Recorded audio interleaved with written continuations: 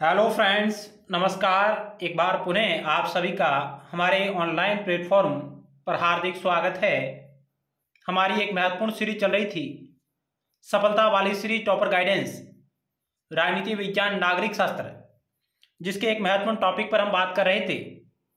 वो था हमारा राजनीतिक सिद्धांत, और उसी का अगला पार्ट है 6 नंबर, जिसमें हम आगामी परीक्षाओं की दृष्टि से महत्वपूर्ण अभ्यास प्रश्नों के बारे में बात कर रहे थे, जिसमें संभावित प्रश्न प्लस PYQ भी शामिल है, जो आपकी परीक्षा की दृष्टि से बेहद ही महत्वपूर्ण ये सीरीज है। तो आइए आज की क्लास की शुरुआत करते हैं। ये पार्ट नंबर 6 है। यदि आपने 1 से 5 तक पार्ट नहीं देखा तो आप उसे भी जरूर देखिएगा, जिसका लिंक इसी वीडियो सीरीज के नीचे डिस्क्रिप्शन बॉक्स में मिलेगा, या आप हमारे टेलीग्राम चैनल से भी जुड़ सकते हैं, जिसका लिंक भी इसी वीडियो सीरीज के नीचे डिस्क्रिप्शन बॉक्स में मिलेगा। इसके अलावा हमारे यूट्यूब चैनल की प्लेलिस्ट पर विजिट कर सकते हैं, जहां आपको राजनीति विज्ञान, नागरिक शास्त्र, लोक प्रशासन, भारतीय संविधान एवं राज्य व्यवस्था इत्यादि से संबंधित अन्य महत्वपूर्ण वीडियो सीरीज आपको वहां पर देखने को मिलेगी। तो आइए, 86 नंबर सवाल आपकी स्क्रीन पर रहा। ये 86 नंबर सवाल, निम्न में से कौन सा विद्वान ऐतिहासिक पद्धति से संबंध नहीं है? 4 ऑप्शन आपके समक्ष रहे: मैकियावेली, बरक, मार्क्स, सिज्विक। आप प्रत्येक सवाल के उत्तर को गैस करिए, आपके कितने सवाल राइट हो रहे हैं। इनमें से कौन सा विद्वान ऐतिहासिक पद्धति से संबंधित नहीं है, वो आपको चयन करना है। तो उत्तर होगा ऑप्शन 4 सिज्विक, क्योंकि मैकियावेली, बरक और मार्क्स इन्होंने ऐतिहासिक पद्धति का प्रयोग किया है। इतिहास के अध्ययन के आधार पर अपने विचारों का प्रतिपादन इन्होंने किया है। तो ऑप्शन आपका 4 राइट होगा, क्योंकि सिज्विक ऐतिहासिक पद्धति से संबंधित विद्वान नहीं है।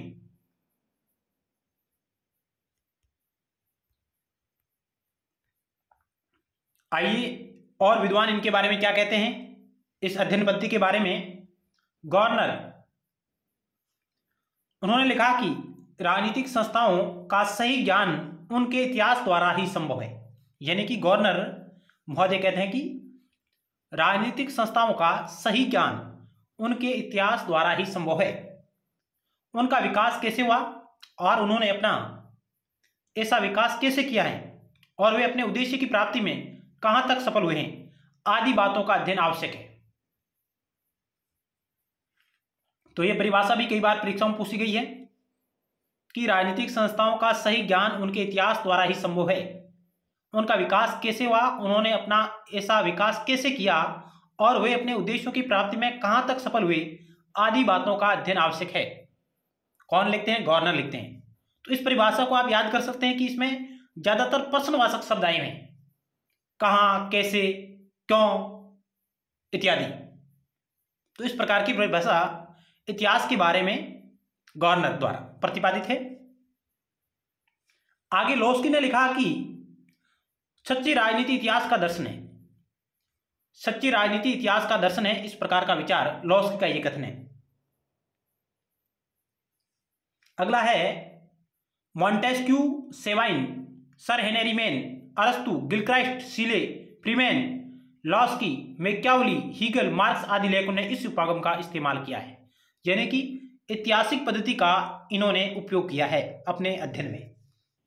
तो मॉन्टेस्क्यू है, सेबाइन है, सर हेनरी मैन, अरस्तु, Gilchrist, Seeley, Freeman, Laski, Machiavelli, Hegel, Marx आदि लेखकों ने इन्होंने ऐतिहासिक पद्धति का प्रयोग करके अपने विचारों का प्रतिपादन करने का प्रयास किया है।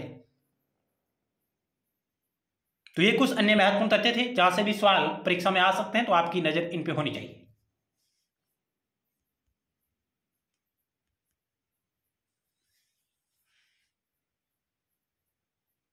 गवर्नर की एक और प्रसिद्ध परिभाषा है, राजनीति विज्ञान का आरंभ और अंत राज्य से होता है। राजनीति विज्ञान का आरंभ और अंत राज्य से होता है, यह परिभाषा भी गवर्नर की रही है। और लॉस्की ने कहा है सच्ची राजनीति इतिहास का दर्शन है। तो अगला सवाल आपकी स्क्रीन पर रहा है 87 नंबर। आधुनिक राजनीतिक सिद्धांत से संबंधित नहीं है। संरचनात्मक प्रकार्यवाद, शक्ति सिद्धांत, व्यवस्था सिद्धांत, निगमनात्मक पद्धति। यदि आप लोगों को हमारे द्वारा किया जा रहा प्रयास अच्छा लग रहा हो तो आप इसे लाइक और शेयर अपने दोस्तों के साथ जरूर करिएगा दोस्तों, और कमेंट बॉक्स के माध्यम से आप अपने विचार साझा कर सकते हैं हमारे साथ।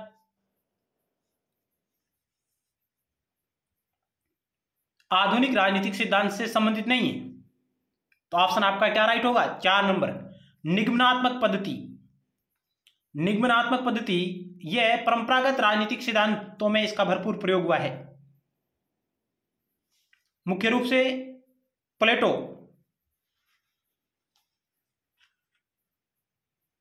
की जो अध्ययन पद्धति थी निगमनात्मक, जबकि अरस्तु की जो अध्ययन पद्धति थी वो थी आगमनात्मक पद्धति। संरचनात्मक प्रकार्यवाद, शक्ति सिद्धांत और व्यवस्था सिद्धांत ये आधुनिक राजनीतिक सिद्धांत से संबंधित है, जबकि निगमनात्मक पद्धति परंपरागत राजनीतिक सिद्धांतों से संबंधित है। तो ऑप्शन आपका 4 राइट होगा।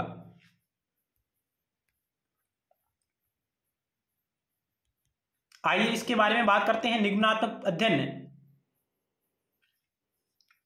परंपरागत राजनीतिक सिद्धांत में आदर्शात्मक नॉर्मेटिव अध्ययन पर जोर दिया जाता है, और इन लेखकों ने किसी वैज्ञानिक विधि का प्रयोग नहीं किया है,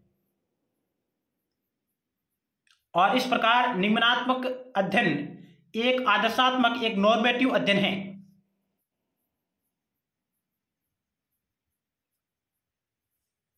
यह सिद्धांत किसी आदर्श की कल्पना को ही व्यवहारिक रूप देने के लिए किए गए प्रयासों में से एक है। जिस प्रकार प्लेटो एक आदर्श शासक की खोज करता है, एक आदर्श राज्य की स्थापना का प्रयास करता है, और प्लेटो ने इन्हीं निगमनात्मक पद्धतियों का प्रयोग करके इस प्रकार के विचारों का प्रतिपादन करने का प्रयास किया है।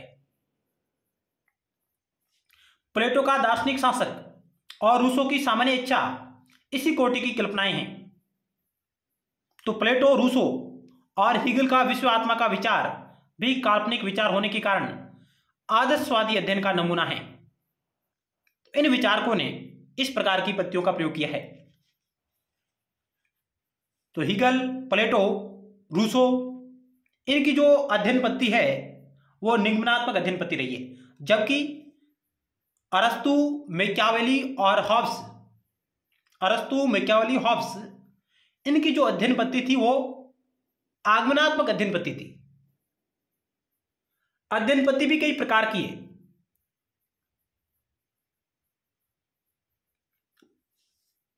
कई प्रकार की अध्ययन पद्धतियों का प्रयोग इन विद्वानों ने किया है अपने विचारों के प्रतिपादन में, लेकिन हम मुख्य रूप से बात कर रहे हैं कि निगमनात्मक पद्धति प्लेटो है, रूसो है, हीगल, जबकि अरस्तु, मैकियावेली और हॉब्स, इनके अध्ययन पद्धति मुख्य रूप से आगमनात्मक अध्ययन पद्धति थी। इस प्रकार का भी सवाल पिछले वर्षों में परीक्षाओं में पूछा गया है।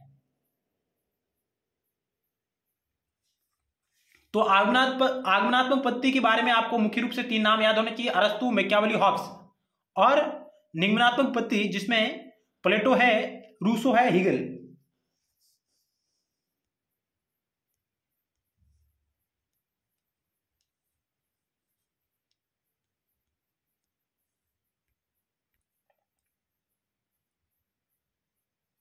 अगला सवाल 88 नंबर आपकी स्क्रीन पर रहा। निम्नलिखित में से किस विचारक ने विचारधारा के अंत की बात की है? विचारधारा के अंत की बात: डैनियल बेल, फ्रांसीसी फुकायामा, फरीद जकारिया, विलोबी। विचारधारा के अंत की बात कौन करता है? तो ये करता है डैनियल बेल। ऑप्शन आपका 1 राइट होगा। जबकि इतिहास के अंत की बात कौन करता है? फ्रांसीसी फुकुयामा। इतिहास के अंत की बात किसने की है? फ्रांसीसी फुकुयामा ने की है। जबकि विचारधारा के अंत की बात किसने की? डैनियल बेल ने की है। कई बार सवाल ये परीक्षा में आए हुए हैं, किसी न किसी पेपर में आपको ये सवाल जरूर मिलेगी। तो विचारधारा का अंत डैनियल बेल, और इतिहास के अंत की बात कौन करता है? फ्रांसीसी फुकुयामा। ऑप्शन आपका 1 राइट होगा इस सवाल का। अगला सवाल 89 नंबर आपकी स्क्रीन पर है। निम्नलिखित में से किस विद्वान का मत है कि राजनीति प्रभाव और प्रभावी का अध्ययन है? राजनीति प्रभाव और प्रभावी का अध्ययन है Catlin Harold Lasswell, Bryce David Easton.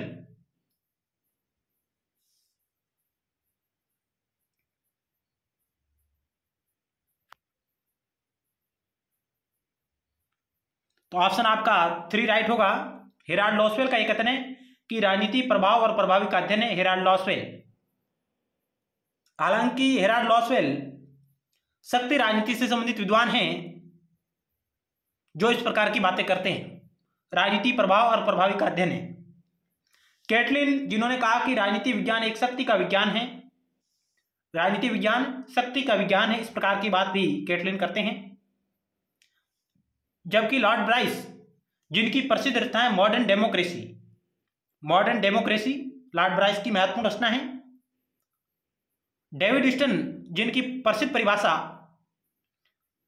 राजनीति मूल्यों का आधिकारिक आवंटन,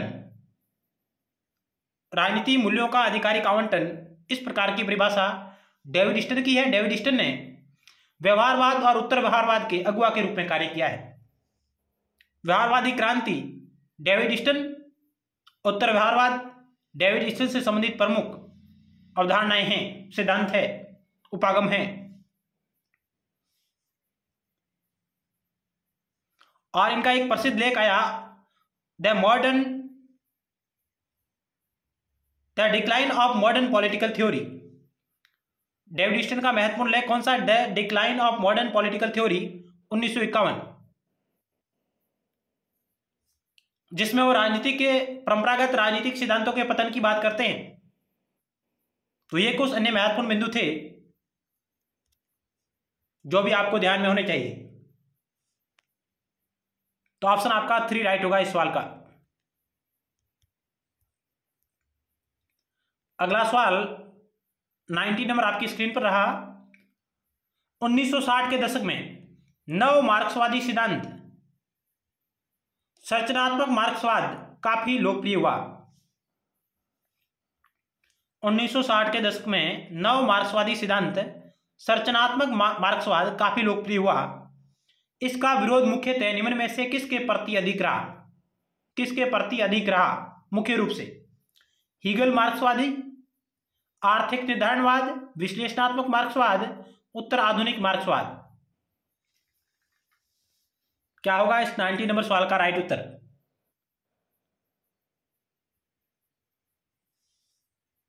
तो इस सवाल का राइट उत्तर होगा ऑप्शन 1 आपका, हीगल और मार्क्सवाद के प्रति, हीगलवादी मार्क्सवाद के प्रति मानव मार्क्सवादी सिद्धांत संरचनात्मक मार्क्सवाद का मुख्य रूप से अधिक विरोध इसके प्रति रहा, हीगलवादी मार्क्सवाद के प्रति। तो ऑप्शन आपका 1 राइट होगा इस सवाल का।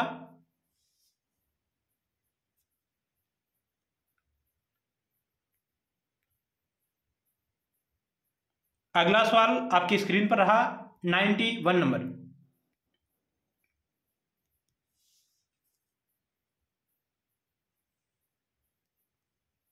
निम्नलिखित में से कौन सा विचारक इतिहास के अंत की बात करता है? इतिहास के अंत की बात, द एंड ऑफ हिस्ट्री की बात कौन सा विद्वान करता है? सैमुअल हंटिंगटन, डैनियल बेल, फ्रांसीसी फुकुयामा, फरीद जकारिया।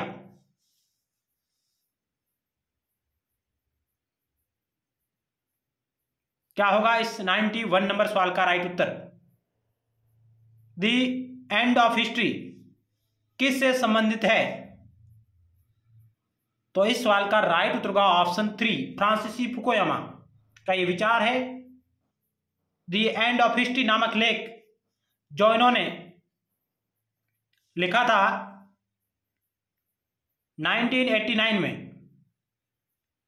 ये इनका प्रसिद्ध लेख था जो बाद में पुस्तक के रूप में हमारे सामने आया 1992 में।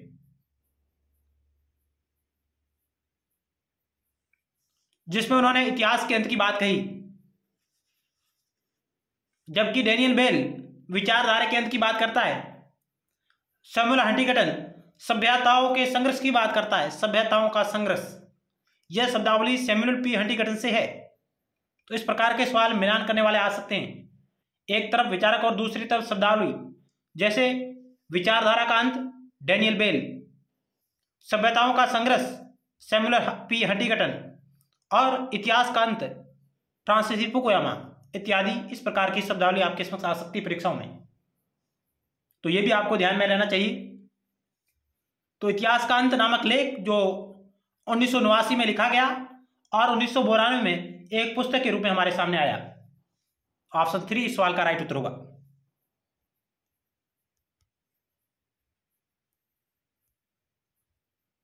आइए हम फ्रांसिस फुकुयामा के बारे में अन्य क्या और महत्वपूर्ण जानकारी है उनको प्राप्त करते हैं।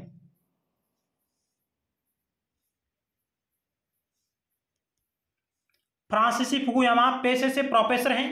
अमेरिकी राजनीतिक अर्थशास्त्र के रूप में उनकी ख्याति है, यानी कि अमेरिकी राजनीतिक अर्थशास्त्री के रूप में इनकी ख्याति है।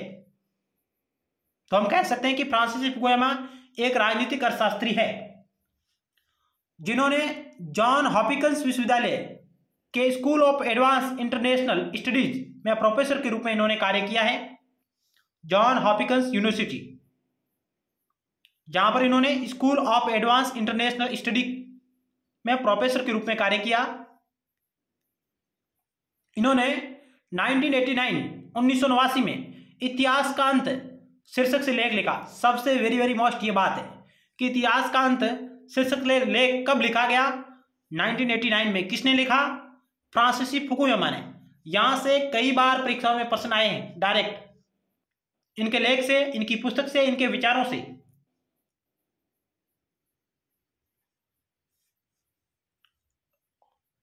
तो इन्होंने सन 1989 में इतिहास का अंत शीर्षक लेख लिखा, जो बाद में the end of history and the last man के नाम से 1992 में एक पुस्तक के रूप में हमारे सामने आया। तो इतिहास का अंत लेख कब लिखा गया? 1989 में। इनकी बुक कब आई? 1992 में, जिसका पूरा नाम है the end of history and the last man. The end of history and the last man Francis Fukuyama की पुस्तक है जो 1992 में हमारे सामने आई। और इससे पहले इनका लेख आता है 1989 में।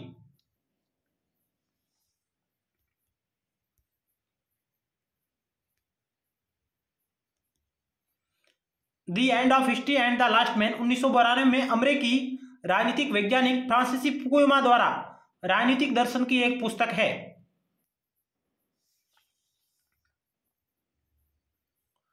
फ्रांसिस फुकुयामा ने the end of history and the last man 1992 की कृति में इतिहास के अंत की व्याख्या के क्रम में रेखांकित किया है।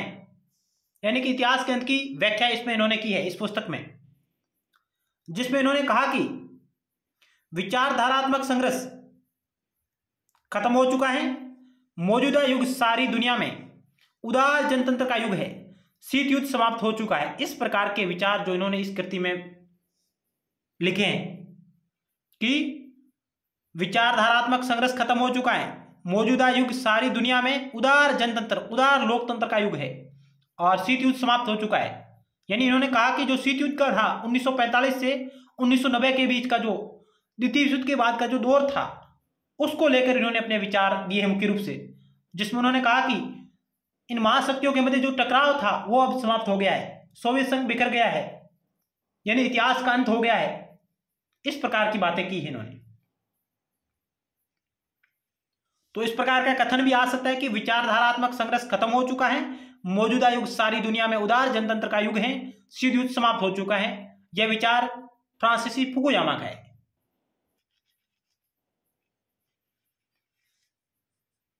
और पहले हमने बात की थी विचारधारा का अंत, वह शब्दावली डैनियल बेल की थी, जबकि विचारधारात्मक संघर्ष खत्म हो चुका है, यह शब्दावली फ्रांसिस फुकुयामा की है, जो शीत युद्ध को संदर्भित करती है।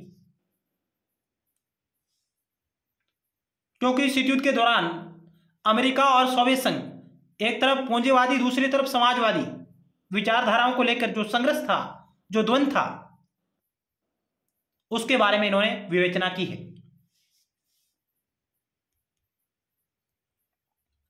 इनकी अन्य महत्वपूर्ण रचना है trust the social virtue and the creation of prosperity. Trust the social virtue and the creation of prosperity, जो 1995 में प्रकाशित हुई। अन्य इनकी रचना है our posthuman future, our posthuman future, consequence of the biotechnology revolution. यह भी इनकी एक अन्य महत्वपूर्ण रचना रही है। और एक कृति है इनकी state building governance and world order in the 21st century, 2004 में आई। तो कई बार सवाल आ सकता है कि निम्नलिखित में से कौन सी पुस्तक फ्रांसीसी फुकुयामा द्वारा लिखित है या नहीं है। Trust the social virtue and the creation of prosperity 1995, our posthuman future, consequence of the biotechnology revolution 2002, state building governance and world order in the 21st century 2004।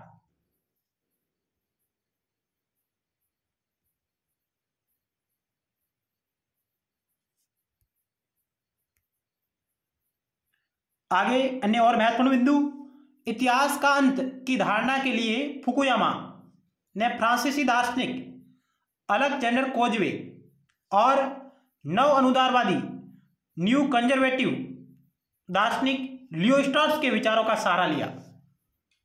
यानी कि इतिहास की अंत की धारणा के लिए फ्रांसीसी फुकुयामा ने किन विचारकों से अपने विचार ग्रहण किए, तो इन्होंने किए हैं फ्रांसीसी दार्शनिक है अलेक्जेंडर कोजवे और नव अनुदारवादी दार्शनिक लियो स्ट्रॉस के विचारों का इन्होंने सहारा लिया, क्योंकि उन दोनों पर नीत्शे के विचारों का गहरा प्रभाव था। फ्रेडरिक नीत्शे, जिनके विचारों का प्रभाव था अलेक्जेंडर कोजवे और लियो स्ट्रॉस के ऊपर, और उन्हीं विचारों की शब्दावली से इन्होंने इतिहास के अंत की धारणा प्रतिपादित की है फ्रांसीसी फुकुयामा ने।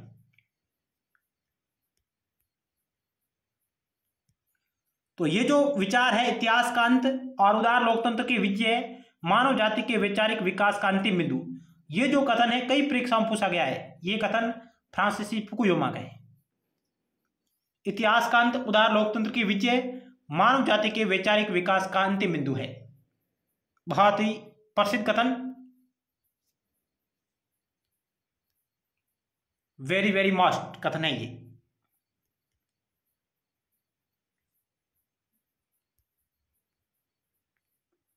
अब इतिहास के अंत की महत्वपूर्ण बातें क्या है, उनको हम जानने का प्रयास करेंगे। इतिहास का अंत खासकर दो मुख्य बिंदुओं पर विचार किया गया है, जिनमें पहला है कि 19वीं शताब्दी से एक राजनीतिक प्रशासनिक व्यवस्था के तौर पर जनतंत्र की शुरुआत होती है। यानी कि 19वीं शताब्दी से एक राजनीतिक प्रशासनिक व्यवस्था के तौर पर जनतंत्र अर्थात लोकतंत्र की शुरुआत होती है। आज विश्व में ज्यादातर सरकारें जनतांत्रिक है, यानी कि वर्तमान में 19वीं शताब्दी में अधिकतर सरकारें लोकतांत्रिक सरकारें हैं। वर्तमान समय तक जनतंत्र के विकल्प के तौर पर उभरे दोनों विकल्प साम्यवाद और फांसीवाद अपनी साख खो चुके हैं। यानी कि फ्रांसीसी फुकुयामा इतिहास के अंत के विचार के द्वारा यह कहना चाहते हैं कि वर्तमान में अधिकतर सरकारें लोकतांत्रिक सरकारें हैं और इनके विकल्प के तौर पर उभरे दोनों विकल्प साम्यवाद और फांसीवाद अपनी साख खो चुके हैं। फुकुयामा ने चिंतन का दूसरा प्रमुख बिंदु हीगल से लिया है। हीगल के अनुसार फुकुयामा बताते हैं कि इतिहास दो वर्गों के द्वंद्व से बनता है। जो दूसरा विचार है जो फुकुयामा हीगल से ग्रहण करते हैं, और हीगल ने कहा कि इतिहास दो वर्गों के द्वंद्व यानी कि संघर्ष से बनता है, और यह द्वंद्व मालिक और गुलाम का है।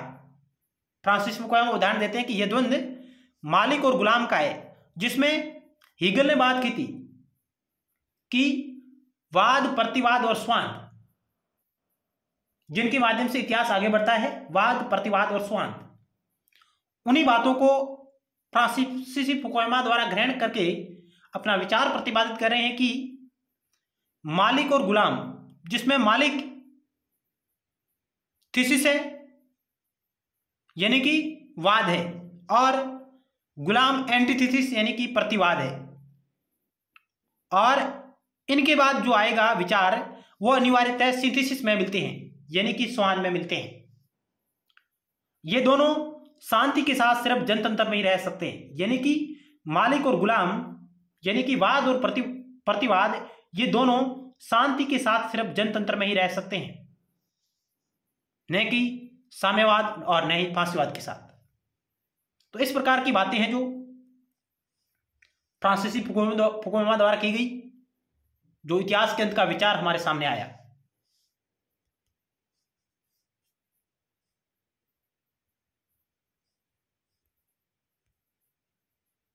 लेकिन फ्रांसीसी फुकुयामा यहां पर है कुछ तत्वों की अनदेखी करता है, वो है अंतर्विरोध। अंतर्विरोध के बिना विकास नहीं होता, यानी कि आलोचक कहते हैं कि फ्रांसीसी फुकुयामा ने अंतर्विरोधों की अनदेखी की है, क्योंकि अंतर्विरोधों के बिना विकास नहीं हो सकता। उदार जनतंत्र में यह क्षमता नहीं है कि वह शोषित और शोषक के मध्य अंतर्विरोधों, श्रम और पूंजी के बीच अंतर्विरोधों का शमन कर सके, उन्हें समाप्त कर सके। यानी आलोचक कहते हैं कि फ्रांसीसी फुकुयामा ने इस विचार को प्रतिपादित नहीं किया है कि उदार लोकतंत्र में अंतर्विरोध भी विद्यमान है। इसकी बात फ्रांसीसी फुकुयामा द्वारा नहीं की जाती है। और उदार लोकतंत्र में यह शक्ति नहीं है कि वह शोषक और शोषित के मध्य, श्रम और पूंजी के मध्य जो अंतर्विरोध है, जो खाइयां हैं, उनका शमन करे या उनको समाप्त करे या उनको कम कर सके। जब तक ये दोनों अंतर्विरोध बरकरार रहेंगे तब तक किसी भी किस्म की सिंथेसिस संभव नहीं है, यानी कि समाज संभव नहीं है। जैसे कि फ्रांसीसी फुकुयामा बताते हैं कि उस प्रकार का विचार इस धरातल पर नहीं आ सकता, ये इनके आलोचकों का कहना है।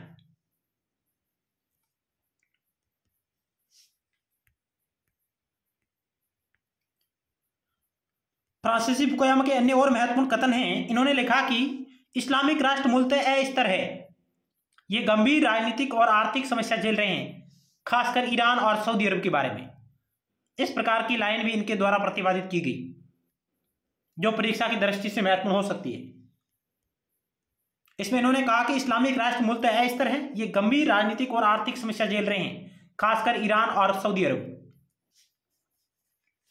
और भविष्य में इस्लामिक राष्ट्रों में तुर्की जैसा जनतंत्र होगा अथवा वे खंडित हो जाएंगे। ये राष्ट्र पश्चिमी देशों के लिए किसी भी किस्म का दीर्घकालिक खतरा नहीं है। तो इस प्रकार के विचार है जो फुकुयामा द्वारा प्रतिपादित किए गए।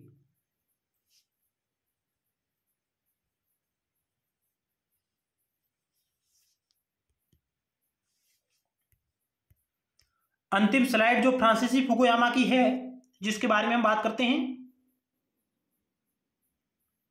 फुकुयामा का मानना है कि पर्यावरण के लिए जो खतरा पैदा हो गया है उसका समाधान जनतंत्र में संभव है, यानी कि पर्यावरण के लिए जो खतरा पैदा हुआ उसका समाधान जनतंत्र लोकतंत्र में संभव है। इस प्रकार की बात फुकुयामा द्वारा की गई। दूसरी बात इन्होंने कही, फुकुयामा के विचारों की सैमुअल पी हंटिंगटन ने द क्लैश ऑफ सिविलाइजेशन, सभ्यताओं का संघर्ष, ये जो विचार एच.पी. हंटिंगटन का है उसमें इन्होंने तीखी आलोचना की है। तो यह भी अपने आप में सवाल बनता है, द क्लैश ऑफ सिविलाइजेशन किसकी रचना है? सैमुअल पी हंटिंगटन की है। सभ्यताओं के संघर्ष की बात कौन करता है? सैमुअल पी हंटिंगटन करता है। और फुकुयामा के विचारों की इन्होंने आलोचना की है, किसने?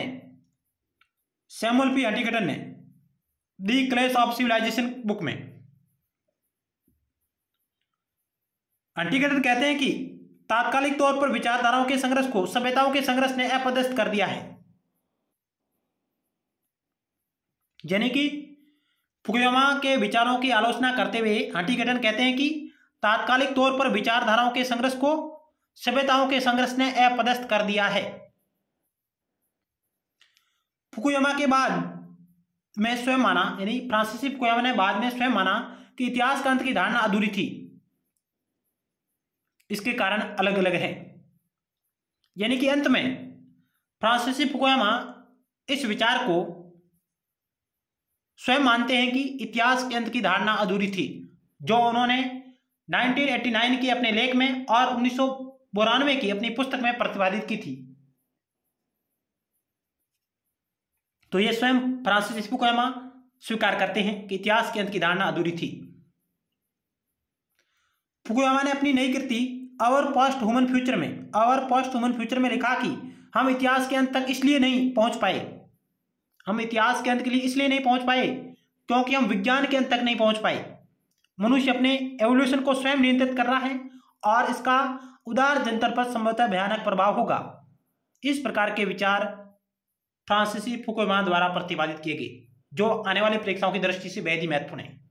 क्योंकि आप कोई भी पेपर उठा के देख लो और उस पेपर में यदि फ्रांसीसी फुकुयामा का सवाल नहीं हो तो वो पेपर ही अपने आप में अधूरा है। मेरे कहने का मतलब है कि हर एक पेपर में इनसे संबंधित कोई न कोई सवाल परीक्षा में जरूर आता है।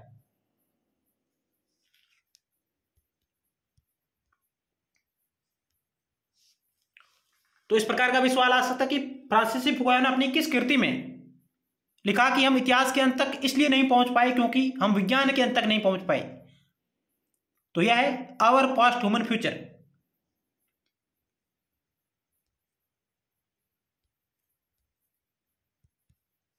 अगला सवाल आपकी स्क्रीन पर रहा।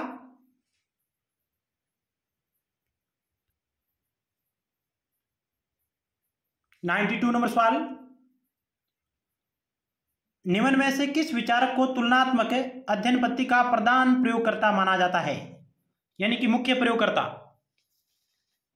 अरस्तु, मॉन्टेस्क्यू, ब्राइस, फाइनर।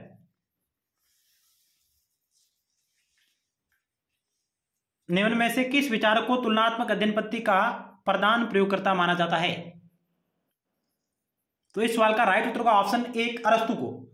तत्कालीन यूनान की 158 नगर राज्यों के संविधानों का इन्होंने अध्ययन किया था और उनके आधार पर अपने विचारों का इन्होंने प्रतिपादन किया है।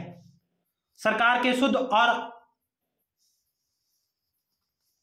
अशुद्ध रूपों की इन्होंने बात की है, यानी कि शुद्ध और विकृत रूप उनकी इन्होंने बात की है।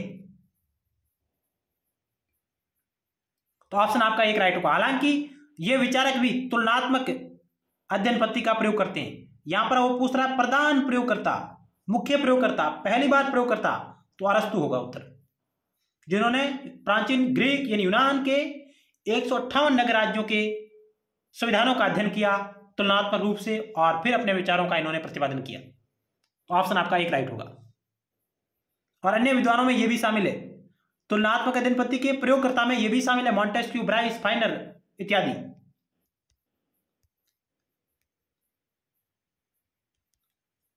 राजनीति विज्ञान के लेखकों ने तुलनात्मक उपागम का प्रयोग प्रारंभ से ही किया है, न कि आधुनिक काल से।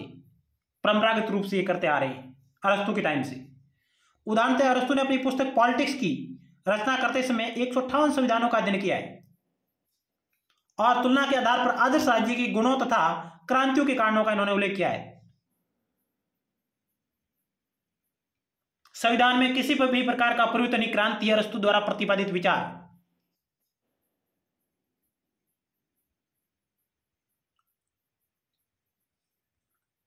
बोंदा, Montesquieu, Lord Bryce, Herman Finer आदि लेखकों ने इस उपागम का इस्तेमाल किया है।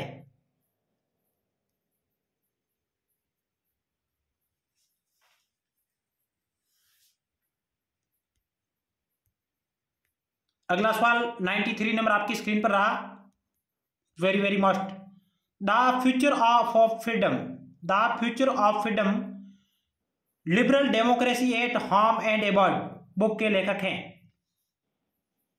The future of freedom liberal democracy at home and abroad book के लेखक है Daniel Bell, Herbert Marcuse, Fareed Zakaria, Francis Fukuyama.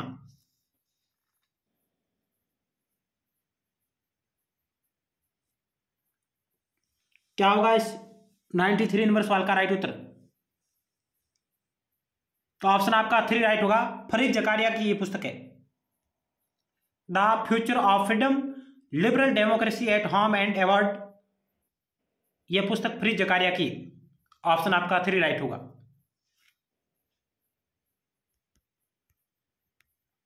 अगला सवाल 94 नंबर, राजनीति विज्ञान को विज्ञान कहने वाले विद्वानों में शामिल नहीं है। राजनीति विज्ञान को विज्ञान कहने वाले विद्वानों में शामिल नहीं है। जेलेनिक, सिज्विक, पोलक, चार्ल्स बीरिड।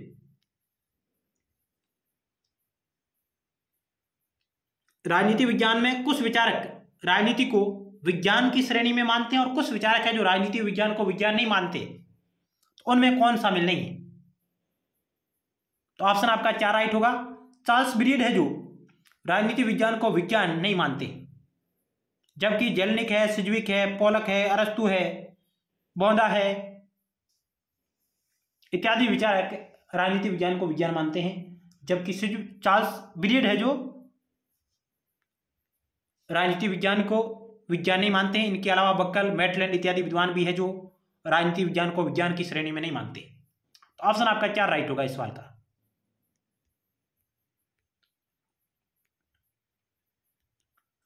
राजनीति विज्ञान की प्रकृति से यह अर्थ लिया जाता है कि प्राकृतिक विद्वानों की तरह राजनीति विज्ञान विज्ञान है या नहीं। यानी कि राजनीति विज्ञान की प्रकृति क्या है, उस प्रकृति के आधार पर यह कहा जा सकता है क्या यह प्राकृतिक विज्ञान की तरह राजनीति विज्ञान भी विज्ञान है या नहीं। इसको लेकर विद्वानों में मतभेद है, क्योंकि कुछ विद्वान ये मानते हैं कि राजनीति विज्ञान एक प्राकृतिक विज्ञान की तरह विज्ञान है, जबकि कुछ विद्वान मानते हैं कि यह विज्ञान की श्रेणी में नहीं है। तो अनेक प्रत्यक्षवादी राजनीतिक विद्वान राजनीति विज्ञान का अध्ययन प्राकृतिक विज्ञानों की तरह करना चाहते हैं। प्रत्यक्षवादी राजनीतिक विद्वान राजनीति विज्ञान का अध्ययन प्राकृतिक विज्ञानों की तरह करना चाहते हैं। उन्हीं के आधार पर वे वैज्ञानिकता की कसौटी पर कसना चाहते हैं और उनका कहना है कि राजनीति विज्ञान को विज्ञान होने में कोई शक नहीं है, यह पूर्णतः समाज विज्ञान है। ऐसा मानना है प्रत्यक्षवादी राजनीतिक विद्वानों का कि राजनीति विज्ञान को विज्ञान होने में कोई शक नहीं है, यह पूर्णतः समाज विज्ञान है, क्योंकि इसे वैज्ञानिकता की कसौटी पर कसा जा सकता है।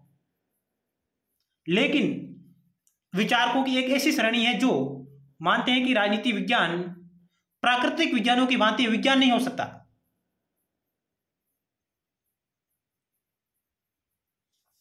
तो आइए उनके बारे में हम अध्ययन करते हैं, कौन से विद्वान इसको विज्ञान मानते हैं और कौन से विद्वान राजनीति विज्ञान को विज्ञान नहीं मानते।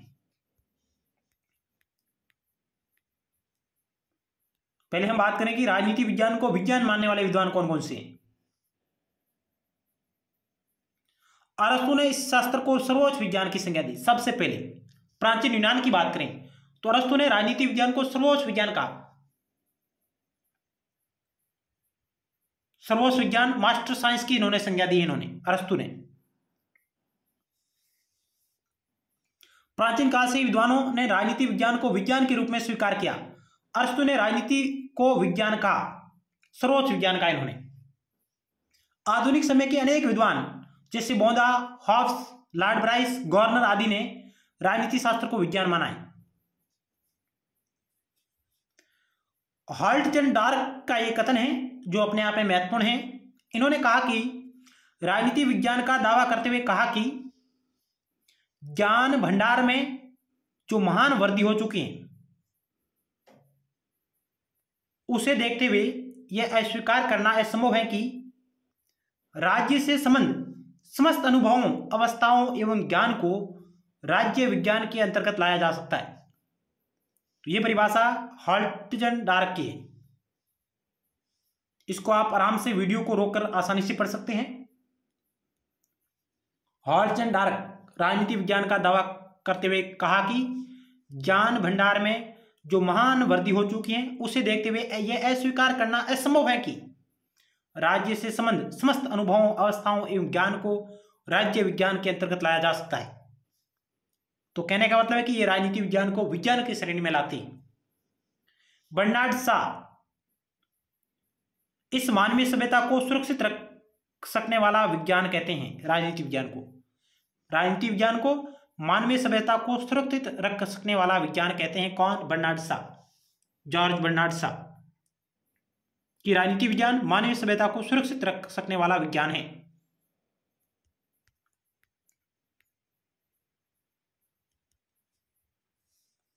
अनेक विद्वान प्राचीन काल से ही राजनीति शास्त्र को एक विज्ञान के रूप में स्वीकार करते हैं। राजनीति शास्त्र के जनक अरस्तु ने सर्वप्रथम राजनीति शास्त्र को सर्वश्रेष्ठ विज्ञान बतलाया। अपने राज्य विषयक अध्ययन में अरस्तु ने वैज्ञानिक पद्धतियों का सहारा लिया। अरस्तु, बोंदा, Hobbes, Montesquieu, Lewis, Sidgwick, Burgess, Willoughby, Jellinek, Garner, Bryce, Bluntschli, Finer, Laski आदि अन्य विद्वान भी हैं जिन्होंने राजनीति विज्ञान को विज्ञान के रूप में स्वीकार किया है।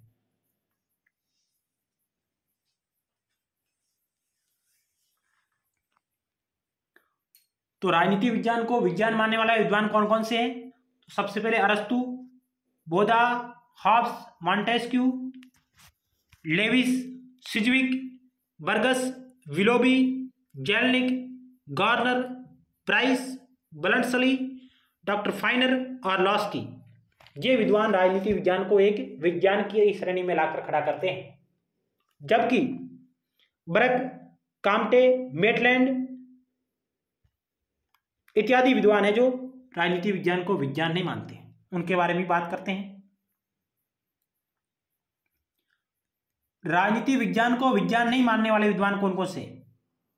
तो उनमें बात करें तो एक और बकल, यानी कि बकल, काम्टे, मेटलैंड, एमॉस, ब्रियड, मॉस्का, बर्क आदि विद्वान हैं जो राजनीति विज्ञान को विज्ञान के रूप में स्वीकार नहीं करते हैं। तो कौन से विद्वान राजनीति विज्ञान को विज्ञान के रूप में स्वीकार नहीं करते हैं?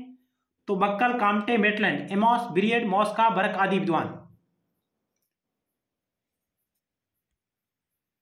बक्कल का एक प्रसिद्ध कथन है, इन्होंने कहा कि ज्ञान की वर्तमान अवस्था में राजनीति को विज्ञान मानना तो दूर, यह कलाओं में भी पिछली कला है।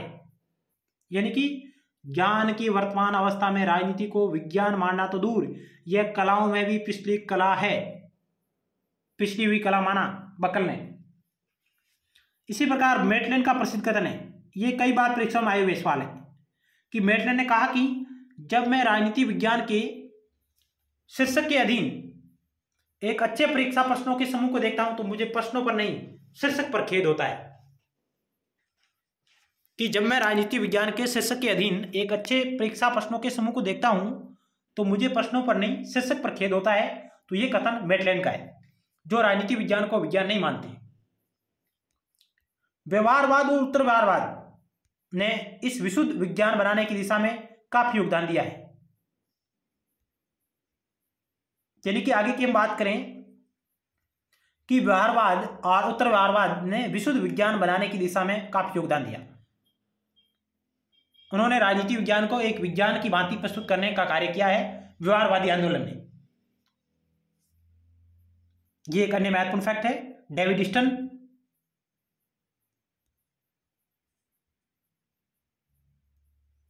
अगला सवाल आपकी स्क्रीन पर रहा 95 नंबर। निम्न में से कौन सा विचारक राजनीति सिद्धांत की निगमनात्मक उत्पत्ति से संबंध नहीं है? निम्न में से कौन सा विचारक राजनीतिक सिद्धांत की निगमनात्मक उत्पत्ति से संबंधित नहीं है? Rousseau, Bentham, Hegel, Hobbes. तो इस सवाल का राइट उत्तर का ऑप्शन नंबर 4 हॉब्स। हॉब्स की अध्ययन पद्धति आगमनात्मक अध्ययन पद्धति है। हमने बात की थी पहले, अरस्तु, मैकियावली और हॉब्स, इन तीनों की अध्ययन पद्धति है आगमनात्मक अध्ययन पद्धति। जबकि प्लेटो, रूसो, बेंथम और हीगल, इन विद्वानों की जो अध्ययन पद्धति है वो है निगमनात्मक अध्ययन पद्धति। इन विद्वानों ने कई प्रकार की अध्ययन पद्धतियों का प्रयोग किया है, लेकिन हम मुख्य रूप से बात करते हैं तो अरस्तु, मैकियावली और हॉब्स आगमनात्मक, जबकि प्लेटो, रूसो, बेंथम, हीगल इत्यादि विचारकों की अध्ययन पद्धति निगमनात्मक है।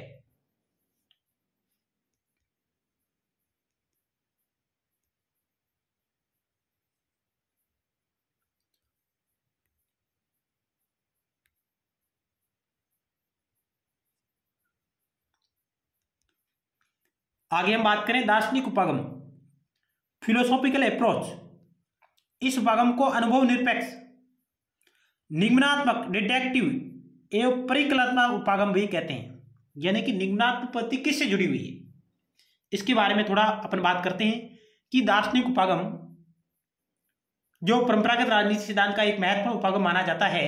दार्शनिक उपागम जो समय क्रम की दृष्टि से, यानी काल क्रम की दृष्टि से पहला उपागम माना जाता है दार्शनिक उपागम को। कई बार उपागम को क्रम में व्यवस्थित करने का सवाल आता है कि कौन सा उपागम पहले था और कौन सा बाद में। दार्शनिक, ऐतिहासिक, व्यवहारवादी, उत्तर व्यवहारवादी इत्यादि, इस प्रकार के क्रम में व्यवस्थित किया जाए तो समय व काल की दृष्टि से दार्शनिक उपागम सबसे प्राचीन उपागम है। इस उपागम को अनुभव निरपेक्ष, निम्नात्मक, डिडक्टिव एवं परिकल्पनात्मक उपागम भी कहा जाता है। इसमें राजनीतिक संस्थानों का अध्ययन नैतिक एवं दार्शनिक अवधारणाओं एवं परिकल्पनाओं पर आधार पर किया जाता है, जैसे कि प्लेटो ने किया था। एक आदर्श शासक की खोज, एक आदर्श राज्य की स्थापना की बात प्लेटो करता था कल्पनाओं में। राजनीति विज्ञान के अनेक लेखकों ने इस उपागम का प्रयोग किया है, यानी कि निम्नात्मक दार्शनिक उपागम का प्रयोग किया है। तो इस उपागम के प्रमुख समर्थक कौन कौन है? इसके समर्थक है प्लेटो, थॉमस मूर, बर्नसली, रूसो, कांट, बोसांके, मील, सिज्विक आदि। प्लेटो की रचना रिपब्लिक में आदर्श राज्य और दार्शनिक शासक का विचार उसकी कल्पनाओं का ही परिणाम है। थॉमस मूर ने अपनी रचना यूटोपिया इस उपागम का अनुसरण किया है। फिर पुनर्जागरण के विद्वानों ने विवेक के युग का जन्म होने के कारण इस उपागम को स्वीकार करने से इनकार कर दिया। यानी पुनर्जागरण के विद्वानों ने विवेक के युग का जन्म होने के कारण इस उपागम को स्वीकार करने से इनकार कर दिया और प्रयोक्षण एवं प्रयोगात्मक जैसे वैज्ञानिक उपागम पर बल देना शुरू कर दिया। डनिंग ने प्लेटो के बारे में कहा कि डनिंग ने प्लेटो के आदर्श राज्य को कल्पना से रोमांस की संज्ञा दी है। डनिंग ने प्लेटो के आदर्श राज्य को कल्पना से रोमांस की संज्ञा दी। तो यह भी प्रसिद्ध कथन है। किसका है? तो डनिंग का है। किसके बारे में कहा? प्लेटो के बारे में। तो ये थे अन्य और महत्वपूर्ण बिंदु जहां से सवाल परीक्षाओं में बने हैं और आगे बन भी सकते हैं। तो मुख्य रूप से यहां से सवाल कई बार पूछा जा रहा है कि निम्नात्मक पद्धति के प्रधान प्रयोगकर्ता कौन है? तो प्लेटो, रूसो, हीगल इत्यादि। जबकि आगमनात्मक पद्धति के प्रधान प्रयोगकर्ता कौन है? अरस्तु, मैकियावेली और हॉब्स। अगला सवाल आपकी स्क्रीन पर रहा 96 नंबर।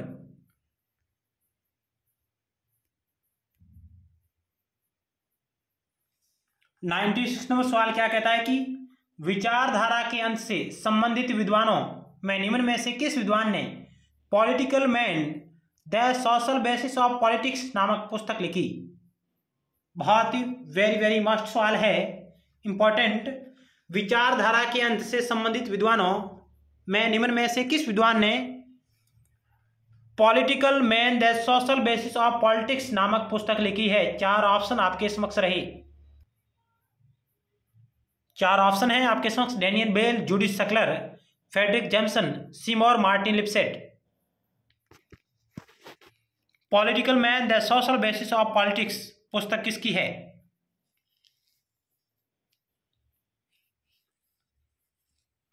तो ऑप्शन आपका 4 राइट होगा। सीमोर मार्टिन लिपसेट, जिनकी यह प्रसिद्ध पुस्तक है political man the social basis of politics. विचारधारा का अंत का विचार डैनियल बेल का है और इनके अलावा सीमोर मार्टिन लिपसेट भी इनमें शामिल है, लेकिन मुख्य रूप से विचार डैनियल बेल का है। तो ऑप्शन आपका 4 राइट होगा, क्योंकि ये पुस्तक है जो political man the social basis of politics Seymour Martin Lipset की है। इसका शॉर्टकट में नाम आता है S M Lipset. Frederic Jameson एक उत्तर आधुनिकतावादी विचारक है। उत्तर आधुनिकतावादी विचारक है फ्रेडरिक जेम्सन, जो पूंजीवाद के बारे में बात करते हैं। उत्तर आधुनिकतावाद के संदर्भ में पूंजीवाद की कार्यप्रणाली के बारे में ये बात करते हैं। कौन? Frederic Jameson.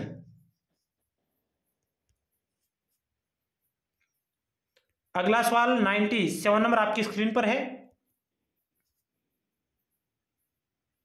निम्नलिखित में से किस विचारक ने राजनीति को शक्ति आधारित उत्पीड़न और शोषण की प्रक्रिया माना, यानी कि राजनीति को शक्ति आधारित उत्पीड़न और शोषण की प्रक्रिया माना है? George Catlin, Harold Lasswell, Robert Dahl, Michel फूको।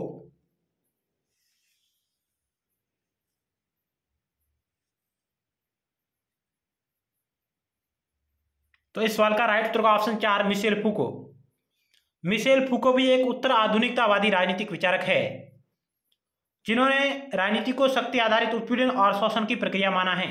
Option आपका 4 राइट होगा।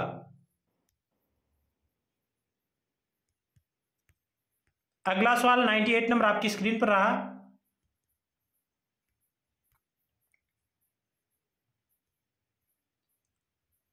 निम्नलिखित में से किस विद्वान ने सरकारी शोध एवं सहयोगात्मक पर्यटन को प्रोत्साहन दिया?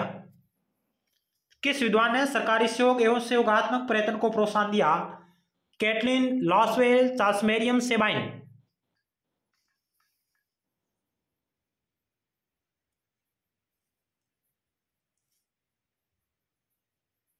तो इस सवाल का राइट उत्तर का ऑप्शन 3 चार्ल्स मेरियम ने सरकारी शोध एवं सहयोगात्मक पर्यटन को प्रोत्साहन दिया।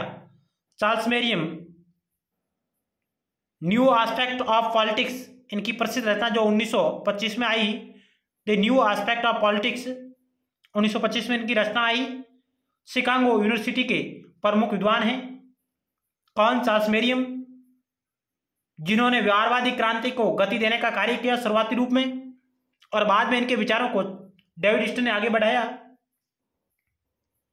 तो चार्ल्स मेरियम को व्यवहारवादी क्रांति का बौद्धिक पिता कहा जाता है। व्यवहारवादी क्रांति का बौद्धिक पिता चार्ल्स मेरियम को कहा जाता है, और इनका संबंध है जो शिकागो विश्वविद्यालय से रहा है।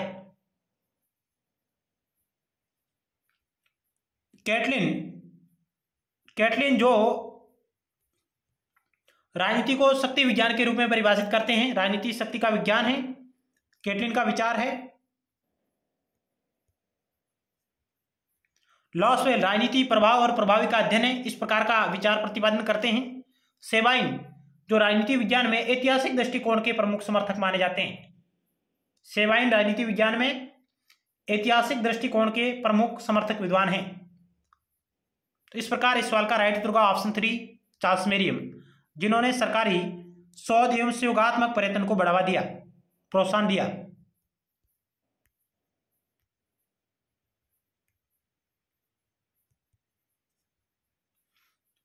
नाइन्टी 99 नंबर सवाल है द एंड ऑफ आइडियोलॉजी 1960 में प्रकाशित हुई पुस्तक के लेखक कौन है? Daniel Bell, Judith Shklar, Frederic Jameson, Seymour Martin Lipset.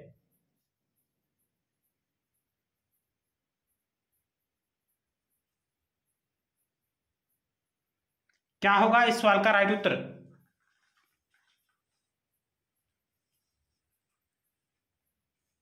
तो ऑप्शन आपका एक राइट होगा। डैनियल बेल की रचना है द एंड ऑफ आइडियोलॉजी, जबकि पॉलिटिकल मैन पुस्तक थी सीमोर मार्टिन लिप्सेट की।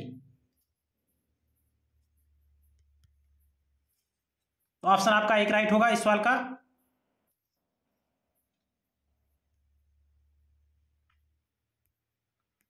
अगला सवाल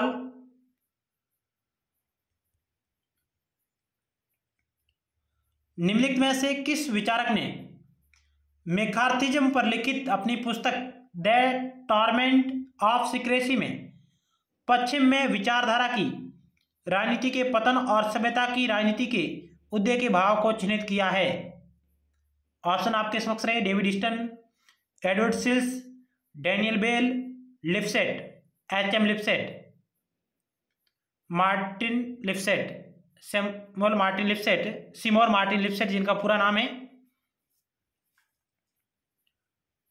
100 नंबर सवाल है निम्नलिखित में से किस विचारक ने मैकार्थिज्म पर लिखित अपनी पुस्तक द टॉर्मेंट ऑफ सीक्रेसी में पश्चिम में विचारधारा की राजनीति के पतन और सभ्यता की राजनीति के उदय के भाव को चिन्हित किया? 4 ऑप्शन आपके समक्ष रहे। तो इस सवाल का राइट उत्तर का ऑप्शन 2 एडवर्ड सिल्स का ये एडवर्ड सिल्स, जिनकी ये पुस्तक और इनके ये विचार है।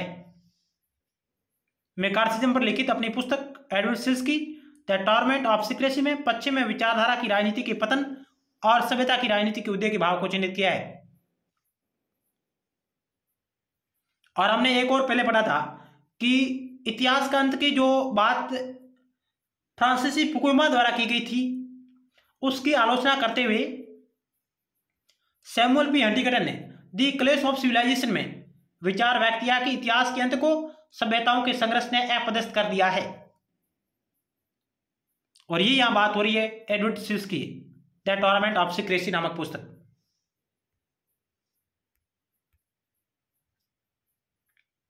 तो इस प्रकार हमने राजनीति विज्ञान नागरिक शास्त्र पेपर की दृष्टि से एक महत्वपूर्ण टॉपिक राजनीतिक सिद्धांत, जिसके बारे में महत्वपूर्ण अभ्यास प्रश्नों के बारे में चर्चा की, जिसमें PYQ प्लस संभावित प्रश्नों का भी समावेश किया गया, जो आपकी आगामी तैयारी में आगामी होने वाली परीक्षाओं में यह हमारी सीरीज एक रामबाण औषधि के रूप में आपके लिए कारगर साबित होगी।